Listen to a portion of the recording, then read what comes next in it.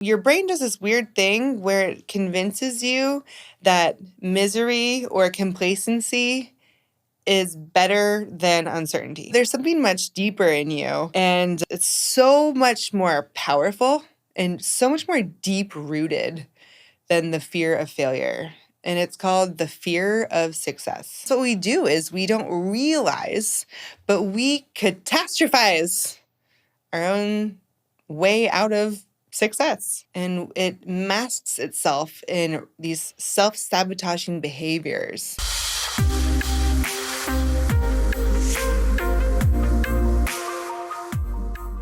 Welcome back to my channel. I am Life Coach Meg Ellis, here to help you create your absolute best life ever.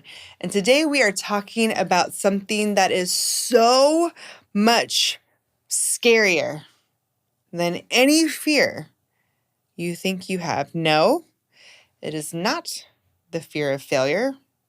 It is something much, much worse that will hold you back and make you unable to make one move, one step further in life. I'm going to ask you a question, and I want you to see how you feel immediately after I ask you this question.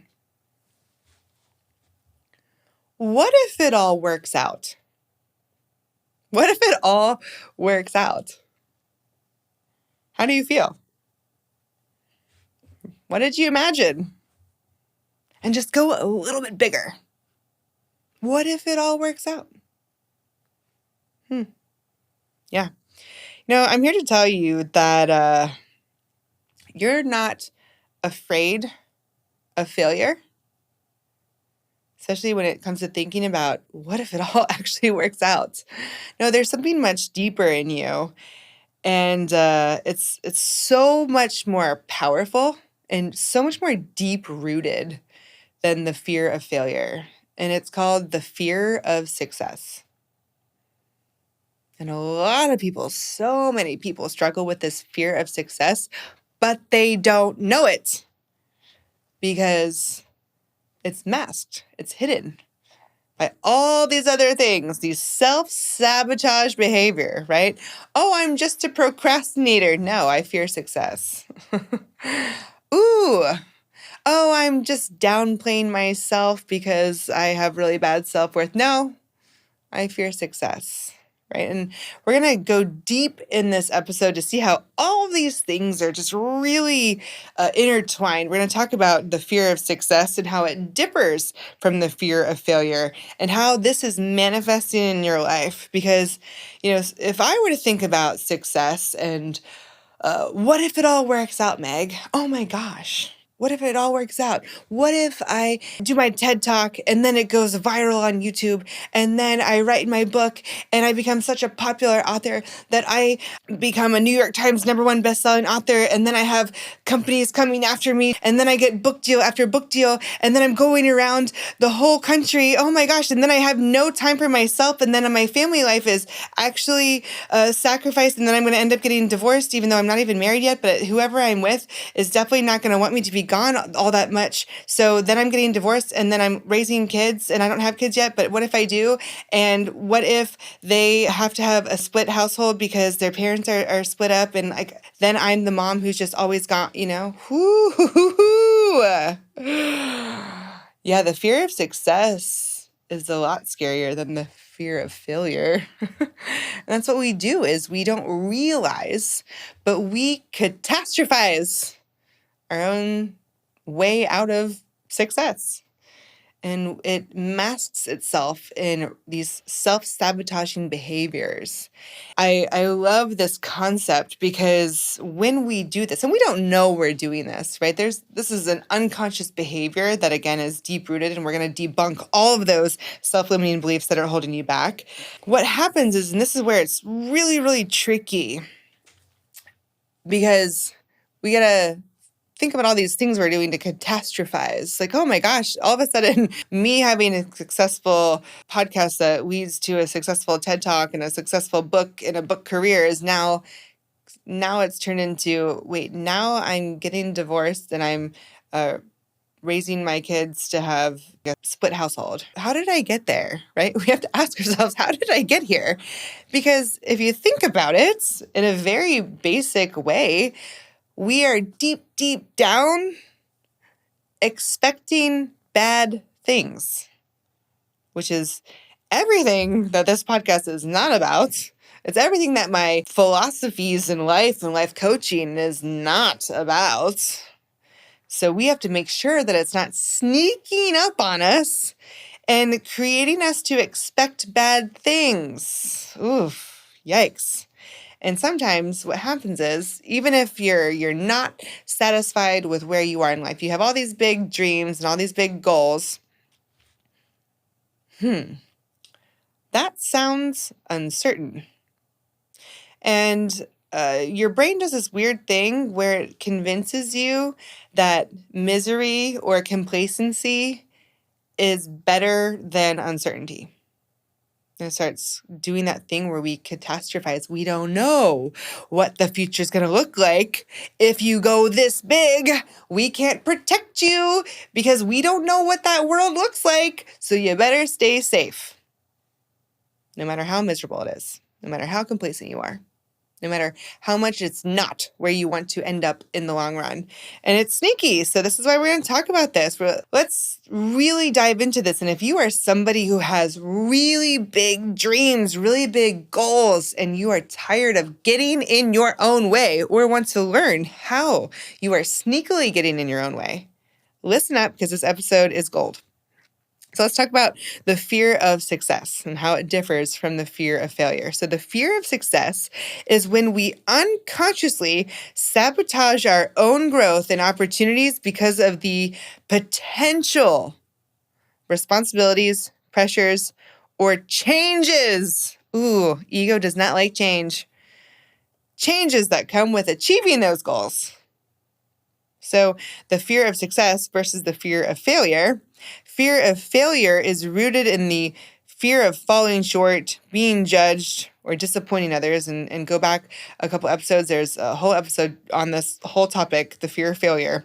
But today we're talking about the fear of success, which the fear of success is about the anxieties, meaning forward focused, around what happens when you actually reach your goals.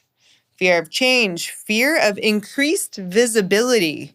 And a lot of people want recognition in their daily life, but have this undermining fear of increased visibility. So it's conflicting, right? Those energies don't match. Fear of losing comforts, right? Oh my gosh, you're telling me that I'm doing a city a week book tour and I'm going global? And you're telling me that I don't get to sleep in my own bed? I don't get to see my family? Ooh, yeah, that doesn't sound good. I don't want that. Better, you know what? We'll write the book tomorrow, not today. Today, you can focus on all of these other things. And you can kind of start to see how, I am self-sabotaging myself. And it oftentimes does manifest in your life because everything manifests. Things are moving. You are always in creation mode, whether you know it or not, which is why you have to be very intentional about what this deep-rooted energy is doing because you're always in creation mode. So you have to be very mindful, very intentional about what it is that I'm creating. Because if my energy is not, if it's saying, abort mission, we don't want this, we want to sleep in our own bed, guess what? I'm procrastinating, I'm self-sabotaging, I'm downplaying my achievements. Nobody's going to read your book. Why would anybody read your book? There's so many authors out there. Oh my God, look, now that I'm thinking about it, now it's popping up on social media because that's what happens. It's weird, right? Whew. You know what? I don't even think the world needs this book. There's so many other books out there. You can just Google it. They don't need you to write this book. Maybe even feel guilty for your success. Well, if I become really successful, that's going to take away from my other friend. She's been writing a book. And what if my book takes off and hers doesn't? And she's been working on it longer than me. I don't want to make her feel bad. I'll write the book tomorrow, not today. Or we can feel overwhelmed with the thought of what success might demand or change in your life. And this is where all those crazy potentials start to really take up some serious real estate in your mind, because we're always thinking of things not working out. It is more natural for us to think about a million reasons why it's not going to work out, or why expecting bad things. That's just what our mind does, because it's always in this let's protect you mode. And you cut yourself off from imagining all the good potentials, which have exactly the same amount of potential of something bad working out. But we never put emphasis in the good. We never imagine all of the good potentials. Our brain stops us because it says, hey, let's just stay where we're at. We're perfectly happy here. It's fine. That's not fine. Fine is fear. So let's talk about this energy, because again, you have to be really protective with your energy. And a lot of times we talk about protecting your energy from others, but in this case, we're talking about protecting your energy from yourself. And if you're not sure what your energy is doing, start there. Don't make one move until we go inward and learn about what is my energy doing. So we have these things called self-limiting beliefs, and they are exactly what they say they are. They are beliefs that you have about yourself that limit your potential, or create you to create all these bad potentials so you don't do anything because you fear them. And some examples of self-limiting beliefs that would hold you back because of the fear of success. I'm going to give you a couple of examples here. The first one, I don't deserve this success. Have you ever thought that you might think that? Have you ever thought about where does that show up in your life? I don't deserve this success. And just start thinking about, how do you view yourself? What is your self-image? Oh, I can't write a book. I don't deserve to write this successful New York Times #1 best-selling book because I've made all these other mistakes in my life, and I'm probably not the best person to lead others because I did this, and I did this. I don't actually deserve this. And again, these are unconscious thoughts. Most of the time, we don't even know that we're thinking them, but they resonate in our words that we say out loud, and they resonate in our actions.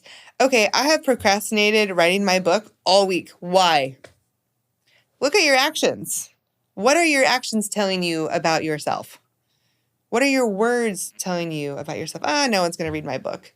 Okay, that's probably telling me something about what I believe about myself to be true. And if I'm putting my energy on those beliefs, guess what? Your brain always looks for reasons to support what you believe. So I'm going to start finding those reasons. Oh yeah, there's a million authors. It's almost impossible to become a New York Times #1 best-selling author. You have to go through this process that they won't even pick me, So I don't deserve this success. That's the first self-limiting belief. The second one, if I succeed, people will expect too much from me. Well, if I write one book, oh my gosh, I'm going to have a career where I write a book a year. I'm going to have no personal life. People are going to want me on Oprah's show. She's going to come back just so I can be on her show. I'm going to be on the Today Show. Man, that sounds really demanding. And then what if I can't say no? I can't say no to the Today Show. Oh my gosh, these are the thoughts that go on in our heads. And until we check them, we don't know that they're there. So all I'm asking you is just see if any of these speak to you. Here's the third one. Success will change me, and I'll lose who I am or the relationships that I have. My God. If you have a fear of abandonment, this one is going to strike a chord. I'm going to lose my relationships. And a lot of times, if you have a fear of abandonment, a lot of times that means you fear abandoning other people. That's how it shows up. So, oh my God, I can't have all of this success. I'm going to have to abandon all these people around me. It might come in abandoning others or others abandoning you, or maybe even both. It's probably both. So just take a look at that. Am I fearful of that? Because if I'm operating from this lens of fear, that's all I'm going to get is more fear. Here's one. If I succeed, it might be too hard to maintain. That sounds like it's going to be a lot of work in the future. What if I want to change my mind? Oh, dear God. What if you want to change your mind? What if I want to write one book and then never write another book again? Even if it was a New York Times #1 bestseller and people are begging me to write 3 more books. You're allowed to change your mind. Oh, but if I don't know that I'm thinking these things, then I don't know how they're holding me back. But when you start realizing, yeah, I think I might be thinking some of these thoughts, you realize that these thoughts, they create an invisible barrier to reaching your fullest potential because they create self-doubt. And whether or not the success that you want is it safe? Is it sustainable? Am I going to want to change my mind and I'm not giving myself to permission to change my mind in the future? And we say, you know what? Uncertainty, all this stuff is uncertainty. It's uncertain. My safety, my sustainability. I don't know. It's looking a little uncertain the more I look at it. So let me just not. Let me back up. I imagine that meme with Homer Simpson walking backwards into the bushes. Better just not. Let me just not. So let me stay in my comfort zone. It's fine. I know exactly what's going to happen here. And we miss out on so many growth opportunities. We really do. So let's embrace this what if it all works out mentality and overcome the fear behind that. So let's shift our mindset. That's the first step for literally anything. Reframe success. Okay, and you're gonna love these steps because they're so simple and small, and we just overlook them all the time, right? So you're gonna reframe success as an exciting opportunity. You're gonna replace fear with curiosity. What if it all works out? And you're going to embrace this mindset of curiosity so you can experience the mindset of joy, growth, fulfillment. What if it all works out? And then when your mind starts to catastrophize, guess what? No. It's not what if some of it works out? What if it all works out until this point? No, it's all. All means all. Everything. What if it all works out, but then this happens? And that works out too. But then this happens. And then that will work out too. Right? You have to keep going down your little rabbit hole of catastrophizing. And it's all. What if it all works out? I've never thought about that before. I've never spent time creating these positive potentials because I'm too worried creating and worrying about the bad ones.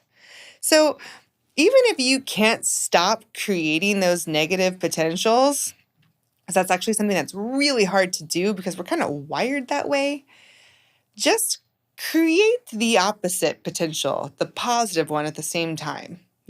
Just make it 50-50 and let's just start there. And the more you start to create those positive potentials, the more weight they'll have where you'll start automatically shifting towards the positive ones. But that does take practice, okay?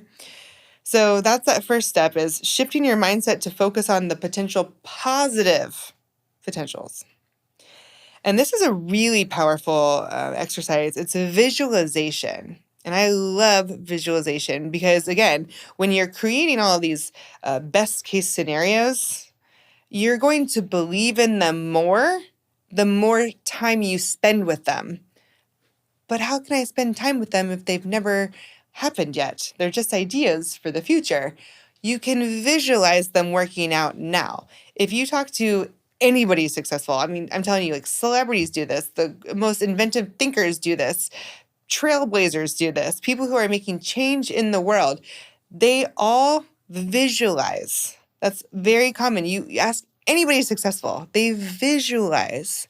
They spend time with their positive best case scenarios and they start to believe them because the more time you spend with them, you benefit from actually believing in that. It carries more weight again. So just start visualizing it. And then a bonus is can I be grateful for it in advance? Wow, I'm so grateful that I have a New York Times #1 best-selling novel. Oh, but then what if they ask you to go on all these book tours and you have to leave your family?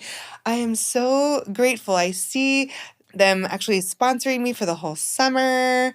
It's on my terms, so my kids are on summer vacation and it all just works out where we can all go.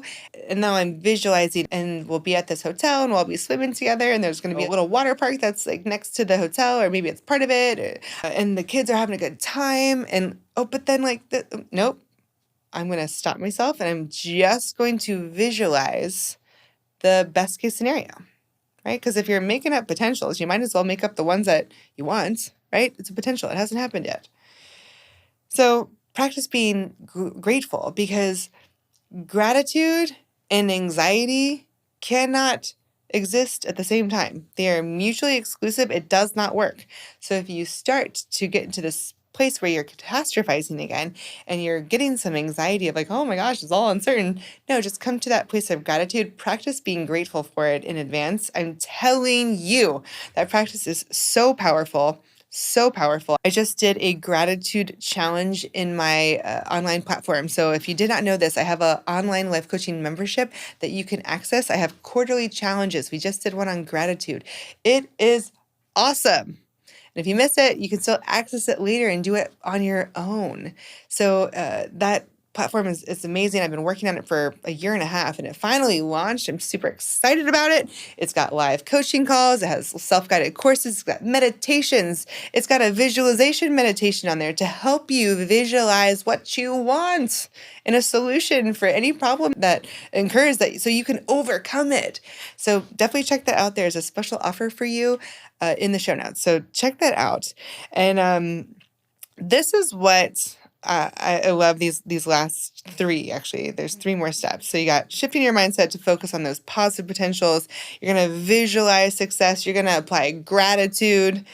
And then you're also going to affirm your worth. And I have Misty mantras. So they're these affirmation cards for your shower. You stick them on the wall. And the one that I have always up is I deserve the things that I want.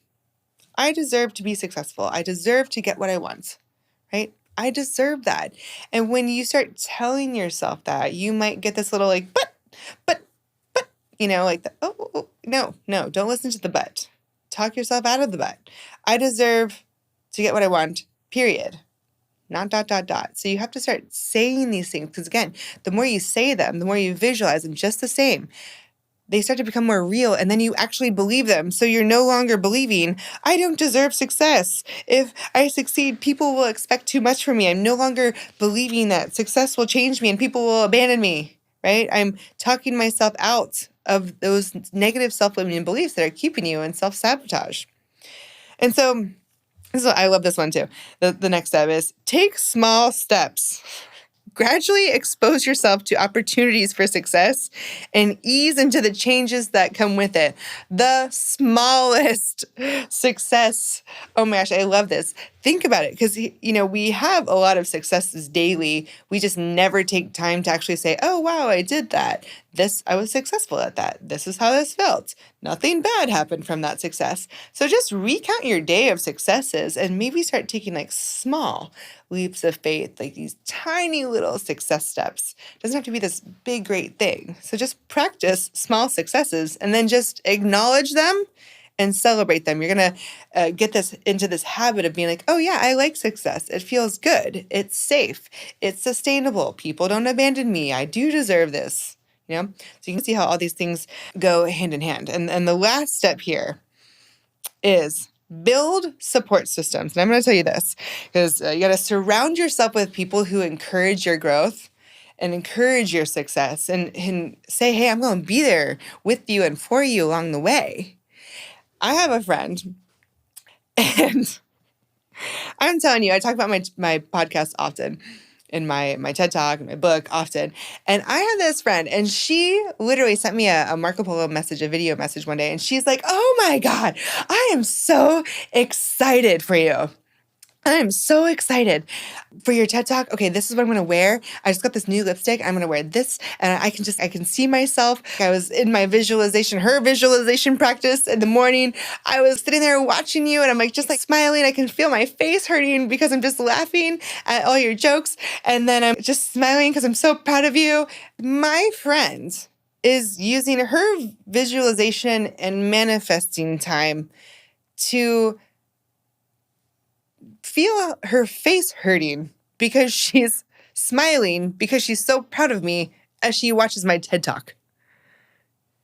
And if those aren't the kind of friends that you have in your life, I am telling you, get new friends. Join my online membership and meet other like-minded people in the community because there's a whole community platform on there.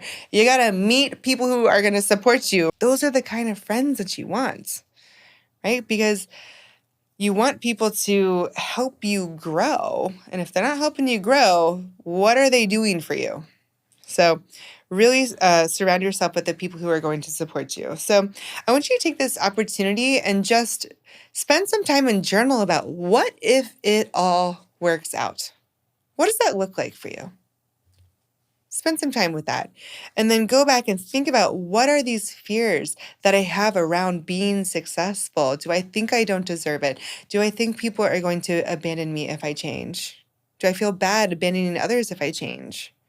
And then you're going to go through these steps of shifting your mindset, focusing on that positive potentials. You're going to visualize that success and have gratitude for it and affirm your worth. I deserve to get what I want. Take those small steps of success where you recognize and acknowledge them and celebrate them. And then get those friends who are going to support you and help you grow. Get those friends who visualize your success that so much that they can feel their face hurting because they're so proud of you. So, because that truly is the support system that you deserve. And it's going to help you get out of self-sabotage so you can be successful and not be afraid of it. So that's all I got for you today. I absolutely loved this episode. I loved sharing it with you guys. It's something that is super important to me. I hope it resonated. If it did, subscribe, share it on your social medias. I love when I see that. Share it with a friend who's got big, big dreams and they might be holding themselves back. Of course, I'll leave you with one thing. It's going to be this: expect good things always, and they will happen.